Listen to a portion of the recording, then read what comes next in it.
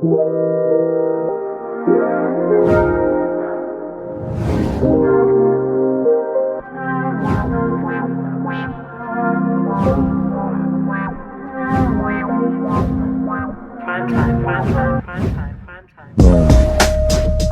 We're grooving. We're moving. Let's go. It's motherfucking Monday. Let's go. We're gonna tell some stories today. Story time. Story time. Boom. We're here. So, I woke up this morning and didn't want to do this. Then I ate some chilaquiles and now I'm ready to fucking go. Yeah, buddy. Good thing we're not monetized because you shouldn't say fucking in the first 10 minutes of podcast. But good thing no one gives a fuck. Not yet. Not yet. When we get there, there'll be a bad boy timer where you can't cuss. But right now, you can. So we're going to tell some stories today. Excuse me for sniffing right into the mic. We're going to tell some stories and maybe find a message in there. But as people know, I'm from New York City, right? And I hang out with a lot of white people. Which is okay. White people are cool. Not all the time. Sometimes white people suck. Sometimes black people suck. Sometimes Mexican people suck. But it's acknowledging that sometimes white people suck, that white people have a hard time with. You know what I mean? They're like, no, we don't suck. It's like, hey, man, you kind of do sometimes, just be cool. You know what I mean? If I have to realize that I suck sometimes and that people of my same culture, sometimes they suck and we have our shortcomings and we got to work on ourselves, why don't you realize you have to work on yourselves? And that is the nature of white supremacy. That's what we're talking about. You don't think you have work to do? You don't think you have bad apples? You don't think sometimes you're a bad apple? I'm a bad apple sometimes, but why do I got to be humble and acknowledge that all the time? And I'm generalizing, you don't have to understand that sometimes you're a bad apple. Sometimes you think to that Latino person, speak English. Sometimes you don't see a black person that tuck your purse, even when you don't have to, and that person's not even paying attention to you. So just understanding that sometimes you suck is important. We've talked about that a lot. Hold on one second. Let me let this bitch breathe.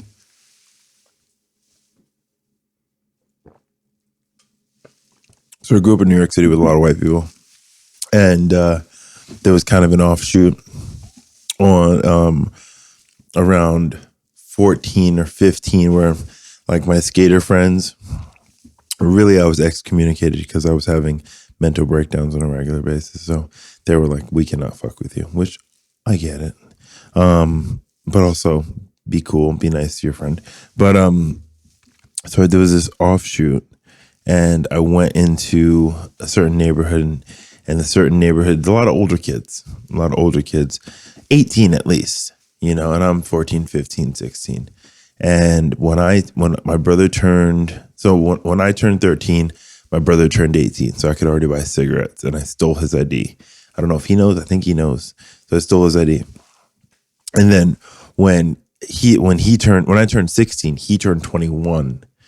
So I got the great privilege of being a part of New York City nightlife, which I don't know if New York City nightlife is the same anymore. I think there was a golden era of New York City nightlife, and I think I was at the very tail end of it, in like it was big in the 90s of like house music, electronic music, and it went into like the mid 2000s, and then I think now it's all like, it got weird, but I was part of the the tribal joint, you remember what I'm talking about, Matt? I got to be part of that, and there was a lot of ecstasy. And a lot of partying. So what we would do is we would go to this place, Pacha, which is the old Sound Factory, which is a staple in the electronic music community. This is like, if you talk to anybody who listens to electronic music about Sound Factory or who knows like a lot about electronic music, Sound Factory was the spot. So I got to spend a lot of time in Pacha. So let me paint you a picture of what Pacha is. Pacha is a warehouse-sized building. It's the size of a warehouse. There's 5 floors in Pacha. So there's a base floor. You go in. Let me see if I remember. Base floor. You go in. You go up a few little steps, and there's a under like a basement kind of deal where like local DJs would get to spin at Pacha.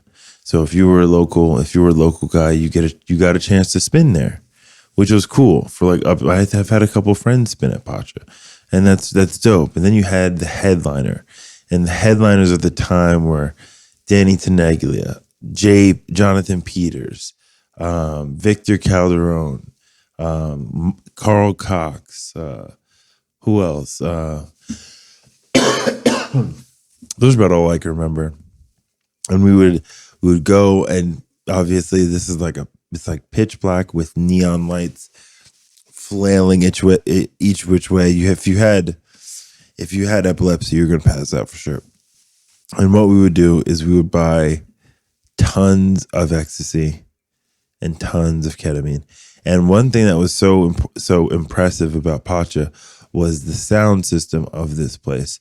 There were huge 6 to 10 feet tall speakers that were, and this is what was cool about electronic music is, and I think that what people love is that when you're in a place with a good sound system, this audio experience becomes a kinesthetic experience. You can literally feel the beat in your heart and soul. And that's just not, I'm not speaking figuratively, I'm speaking on a physiological level. You can feel the beat through the speakers. So like if you went behind a wall, you couldn't feel it. But if you went in front of the speaker, there was energy being protruded from the speaker.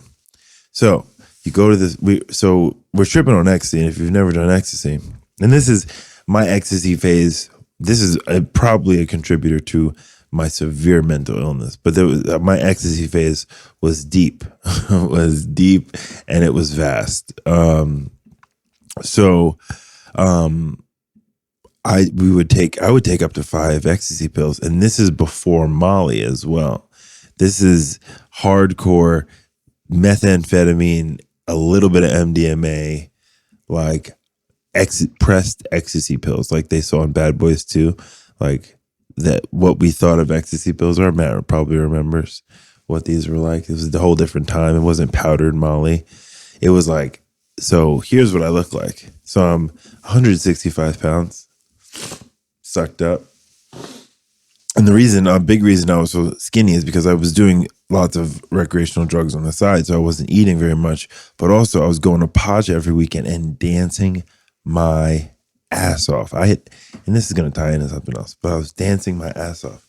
So I would eat about 5 ecstasy pills, to paint the picture, my eyebrows are at my hairline. I'm wide-eyed. I'm chewing on something, chain smoking cigarettes. You're not supposed to smoke cigarettes in there, but it's a crack den, so we're all smoking cigarettes and chewing on straws. And if you go after hours, there's no alcohol. This is the kind of club that you would go to at 4 a.m. You would go to Pacha at 4 a.m. and you would leave. And I was just telling the story last night. So after all this whole night of dancing, having your ears ringing, this music pumping through your veins, making out with people, dancing in the middle of circles, this like whirlwind of like, it's almost, the way you remember is almost like a montage of like images, because the lights were flashing back and forth, and they would have these machines that blew smoke, not smoke, but like cool smoke through it. It was smoke, but it would blow that through the whole building. It would be like there'd be a build up in the song, boom, boom, boom, the repetition and the trance like build up. And then there would be that epic drop, and then it would go burm, and it would be filled with smoke, and you'd be walking around tripping on ecstasy. Like, yeah, it was fucking crazy. That club was made for drugs. They knew everybody there was doing drugs, so they made an optimal environment for drugs. And for being on ecstasy. It was the optimal environment. And they knew that only there was only a small percentage of people who came there to drink, and they came early. The people who came there to drink, they're not the hardcore people. It got real weird. It got real weird at night, dude. It got real lurky. At night. But so picture Eric wide-eyed, jaw fucking flying back and forth, that fucking ecstasy cocaine jaw. I'm on ketamine, so we're wobbling around. On ketamine, you feel like you need a walking stick to walk on flat surfaces. Your equilibrium's off, your vestibular system is fired up, your fucking endorphins are pumping, your dopamine is spiked to an unhealthy, ungodly level, and this music is blasting, these lights are going, and you would do this until 10 in the morning. You would do this till 10 in the morning, just dancing. Like it was like the 70s. It was like grooving, and you'd be dancing in these circles, and you'd be making out with people. It was like the way I can remember the feeling, but I can really remember the montage of images because it was so striking. And then you'd leave there at 10 a.m. in a soaking wet wife beater. Even in the winter, in a soaking wet wife beater. We would drive because to me, and this was my logic, because I never drove sober, because I started using drugs so young.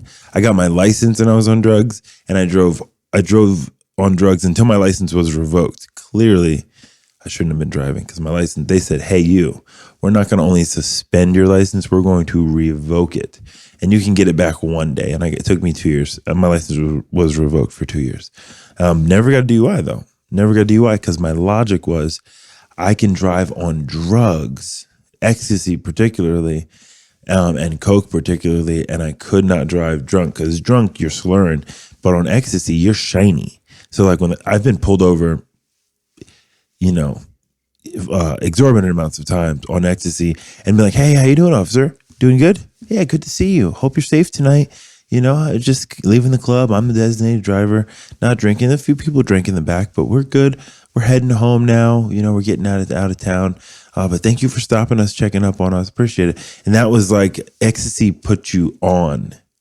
You were on, and I was sharp, so I get pulled over all the time. Anyway, we're leaving the club, soaking wet, wife beater. Even in the winter, your temperature's so elevated. You're chewing, your jaw's going crazy.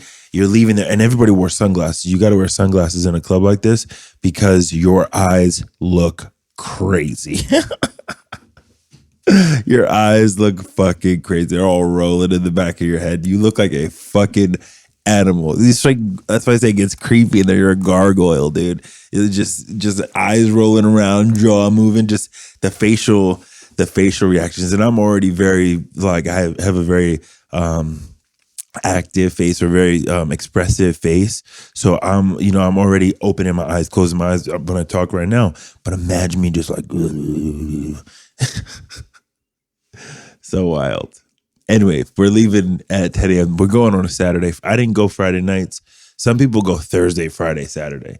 That wasn't my jam. We would go Saturday nights to Pacha. And you leave at 10 a.m. on a Sunday, and people are going to church. And we would call Pacha church because you'd have these spiritual, and this is why the God concept has never, ever, ever been a question to me, because I have felt God in synthetic form, in psychedelic form, in union with other human beings, with plant medicine. I've experienced God on a number of different planes, and I've experienced God stone cold sober. So to me, I got to recovery with God's real. And for me, we'll talk about how my inception of God. I knew we were gonna make some magic happen. We found something to talk about. So we're leaving here on a Sunday like a fucking gargoyle, just eyes wide open, and people are going to church, and we were leaving church. I remember one time the music was so loud, all I could do was bang on my chest. Because it made you so primal. It made you like a gorilla. You were just enthralled in this experience. Then we would drive home, and this is when Drake was just dropping out. I was a big early Drake fan, and we would drive home, listen to music. Eventually, we got to the point when the Oxys came in. Then we would go to someone's house and smoke blunts because someone, their parents would. Some of our parents were like, "Yeah, you're drug addicts. Like, come hang out. We'd rather you come hang out with us at our house than whatever." So we'd smoke blunts to like ease yourself down. Which ecstasy or drink ecstasy is so overpowering that you could be drunk and not drunk. Your blood alcohol, it's very easy to probably drink yourself to death on ecstasy because you simply cannot feel anything but the ecstasy. You start to feel a little, as you come down, you're starting to feel a little wobbly, but really the ecstasy is still overpowering you, and it overpowers you till you fall asleep, and you can't fall asleep for, there was times, I'll tell this story. There was time before I moved to Vermont. I moved to Vermont in 2008 or 9. That's where me and Dylan really got close.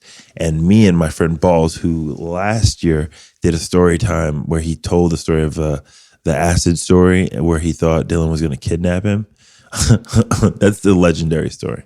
That will go down in history. That's one of those stories I'll tell my kids, and be like, you don't know the kind of crackhead your dad was, when they get old enough. When they get old enough. Or they'll hear this podcast. My oldest can listen to these podcasts right now. But he likes that I do this. He thinks it's cool. But anyway, before I left for Vermont, me and Balls tripped 9 days straight. So what we would do is I would go to his house around 7:30 at night, take ecstasy, there was these pink stars. That was the thing. Pink stars, yellow Superman, no, yellow Pikachus, red Supermans, like, you know what I mean? Like blueberries and all these different strands. But we had these pink stars in mass. We had like 100 or 150 pink stars. And we're eating them. We're just chugging them. We're not even hanging out with people. People are coming in and passing through. But we would eat them at 7, stay up all night talking, just talking. And then I'd go to sleep at like 2 in the afternoon, sleep until 6, wake up at 6 o'clock, take a shower at 7 o'clock, be at Balls' house, tripping at 9 days straight. That's why I'm mentally ill. I think I was born with it, but I think I definitely exacerbated it with all the drug use. And so I talk about the devastation of drug use, and I very, very rarely romanticize the joy of it because I want to keep it in perspective, because this whole time my mom is terrified and worried because I'm getting skinnier and skinnier and more manic, and my mood is vacillating so frequently, and she just couldn't stop me. And this is before it got like super dark, but when my emotional state was so erratic that they were concerned by this point. But anyway, me and Balls tripped 9 days straight, and then I moved to Vermont. That was a celebration of me moving. But yeah, we would leave on a Sunday. People were going to church. We were leaving church, and we would smoke blunts. Then the Roxys came. There's nothing like mixing Oxycontin and ecstasy, man. It's because you start to come down with this immense euphoria. You come down with the most. There's a reason people do heroin and opiates. It's the best feeling in the world. When people say like, I feel really good. I say, because you ask me how I'm doing, I say never better, because I am doing never better. But I would be lying if I told you that I have felt a spiritual, like the warmth and the hug of opiates is something that keeps people willing to throw their life away for that feeling, willing to absolutely ruin their lives, willing to die for that feeling, as many people did. Anyway, so we would do this on a regular basis, and we got to experience New York City nightlife. Pacha is closed today. Hold on one second. Let me sneeze. It's not going to, when you have to sneeze, it's not going to come out right away. Hold on. So Pacha's closed today. Damn, the sneeze is killing me. It'll come in a little bit. But we got to experience that. So now let's talk about, so we're going from Pacha and New York City nightlife into God, because you know what? We multidimensional, dog. We multidimensional. Right? Right, Matt? We're complicated beings. But anyway, when I got sober, they said you have to find a God of your own understanding, or at least be cool with finding a God. Be cool with exploring that there may be a God. You just have to. The book says, the literature that we read says, the key to the key. There's the doorway of spirituality, and the key to the doorway is willingness. When I got sober, so here's how I got sober. It's fucking crazy ass story. So I was in a union. I worked in structural steel. I worked in elevated steel. So I would do steel work, whether it be building scaffold or lead abatement or, power drilling or whatever, at high heights in the air. So how I got sober is I was working for the structural steel company, and it was a seasonal job. So you'd work for 6 months and then you take the winter off, because we would use paint that doesn't dry. The paint has to cure, and it can only cure at a certain temperature. So we had a seasonal break, and they had a Christmas party. And I got my vacation check right before this Christmas party. Took a date to this Christmas party. We did way too many drugs. It was very embarrassing. But because I got this vacation check, I remember buying 200 Xanax. How are you doing on time? Beautiful. I bought 200 Xanax. So you can imagine 200 Xanax, and what happens after that that's what I always tell people. I don't always tell people, but I'll tell you right now, there are huge swaths of my life. So because from baby to 10, I don't really remember much. I remember some trauma. Now that I've worked on things coming out, I cannot tell you one of my teachers' names. Actually, Miss Rosenblatt and Miss Brown, 2 elementary school teachers I can remember. Junior high school teachers, Miss Fine Boobs, because she had great boobs, and Miss Plotkin, because she was terribly mean. And that's it. Miss Silver was the dean. But that's about the extent I can remember. High school, I don't remember any teachers' names. I just huge swaths of my existence I have no recollection of. But so I get this 200 pack of Xanax. I'm already shooting dope by this time, so I'm in a dress shirt with blood holes in it, but I don't remember what's happening. But I wake up, I come to, and my room is covered in broken glass. There's holes in the walls. I was unconscious. And my mom said, "Eric, you can go to rehab tomorrow." And in this time, this is already during this full-blown heroin addiction, my father was kicking me out of the house saying, "You're homeless, bro. You're out. We can't live with you." And my mom would think me back in. She would never give, and you've heard me say this, she would say, "Never give up. Never give up. I'll never give up on you." And she got me. She said, "All you have to do is get on a plane."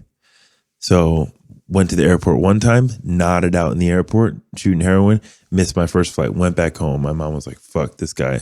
Got a bunch of heroin, got 2 grams of heroin, put it in my butt cheeks. The next day, got on a flight. You want to hear something about the airport?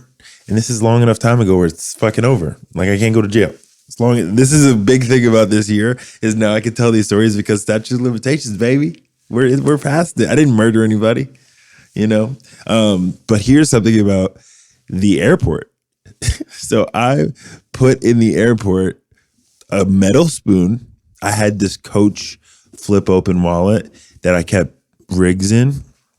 I had a bag of rigs.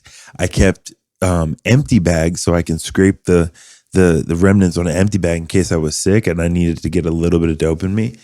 And I had all this in my Coach book bag because I came to California, and here is why I talk about motherfucking transformation. I came out here with a book bag filled with syringes and Xanax. So I put that bag through the metal detector.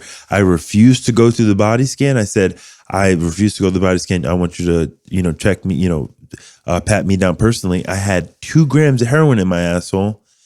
So got through security without a worry.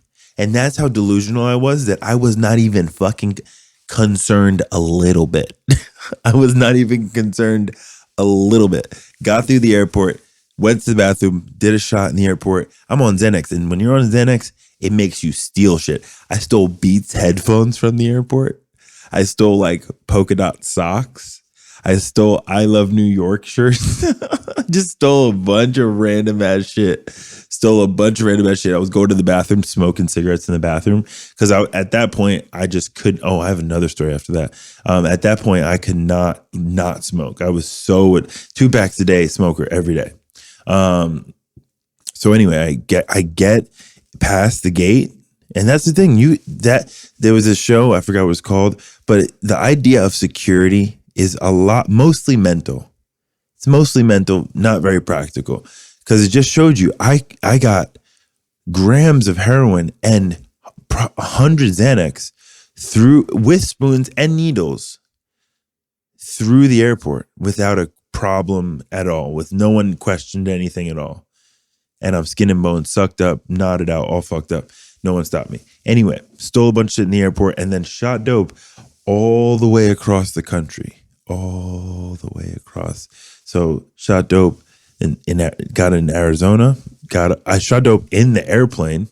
So in the airplane, so I don't even remember the flight really, because I'm fucking doing a shot and then nodding out in the bathroom, or go sit in my seat and just fucking nod. Get to Arizona, get off, do a big ass shot while I wait for my flight, and did more shots all the way from Arizona to Palm Springs. Did my last shot before rehab and ate my last Xanax before rehab in the Palm Springs airport. I don't remember the rest. Actually, I remember getting to the rehab and just being on a sick one into detox and being on a sick one. And they put me in my bed and they said, this is your room. And I woke up so sick and I cried because I was sick and I knew the ride was over. I knew the ride was over. And you know what? I was ready for the ride to be over. I was ready. Let's bring it down low, ASMR. I was ready for the ride to be done. And I cried and I missed my mom. And I missed my dad. And you're on a lockdown, so there's no phone calls. There's no nothing. My mom, I know, was calling like constantly to make sure I was okay. They had me on very minimal Suboxone. Actually, they had me on enough Suboxone to not be fully sick, but taking clonidine so my blood pressure wouldn't rise, taking Valium to keep me calm, and taking Suboxone to keep me from being sick. And another thing, the reason my sobriety date is December 25th is because that's when I stopped taking Suboxone, because Suboxone isn't sober. If you're a heroin addict and you're on Suboxone still, you're not sober, dude. You're still chemically dependent on a opiate adjacent medications. Opiate adjacent, you could still get itchy and nod out on Suboxone. So let's not pretend I don't even need this computer. Let's not pretend that that's sober. Anyway, so we're going to tie it all together because this is storytelling right here. This is how you tell a fucking story. You start with the beginning, the middle, and the end. So let's talk about God. When I got sober, I went to 12-step. And there's steps in 12-step, obviously, and the second and third step are about God. And for me, my conception of God was very easy to come across. My parents didn't force religion on us. I went to Catholic school and I didn't take Christianity classes. I took theology classes. So they taught us about all the Abrahamic religions. They taught us about Judaism, taught us about Islam, and they taught us about Christianity, and then Catholicism. So we learned about all of it. And I took that all my years in Catholic school. You have to take theology every year. So I had an understanding of like this conception of God. But you know what I did know? I did know that when I did ecstasy, I felt love on a cellular level, on a chemical and cellular level. I remember holding hands and hugging someone and kissing someone and feeling this entanglement. You remember in Avatar when they link their tails up to their animal or link their tails up? That was how they were busting nuts. They would link their tail up. I felt like on ecstasy that I was linking my tail up with other human beings. I remember being on Governor's Island, tripping face, listening to Bass Nectar, looking at the city and being like, dude, we're all connected here. This is all of us connected here. I always say Dylan's a God-centered person because he's naturally more formally educated about spirituality. But I've always been someone who loves the idea of God, the conception of God, because I felt God on a cellular and chemical level. And I remember seeing and experiencing it. And also what I experienced was that my mother never, ever gave up on me. So if you have a hard time hearing me speak about God, if you have a difficult time hearing me speak about God, consider this. Consider this. And this is how I explain it. Love. If God, I say God because I'm lazy, but love is something that you can't smell, you can't taste it, you can't tangibly feel it with your fingers.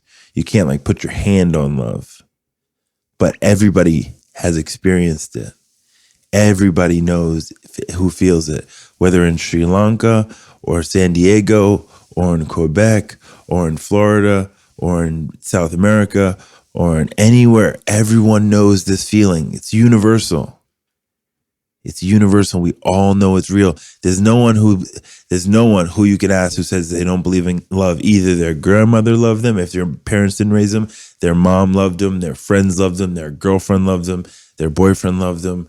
Someone loved them and they felt hopefully, there's of course people who never feel that. There's of course, but generally I think 98% of the world has felt love. So to me, there was no greater power in the world than love. And I can be a part of love, and I can participate in love, and I can choose love. I can choose love over everything else. Hearts over everything. That's bars. You like that, Matt? That was good. But so that was my conception of God. And so my entire recovery, I've had no problem thinking of God. But here's where we get tricky. Here's kung fu spirituality. There's one thing in believing in God and another thing in relying on God. Ooh, are we there? Are we getting there? We're going to wrap this up soon because this is going to be short and sweet. Fucking boom, content. We don't want to get dry. But there's believing God and then there's reliance on God. For most of my recovery, I've believed in God.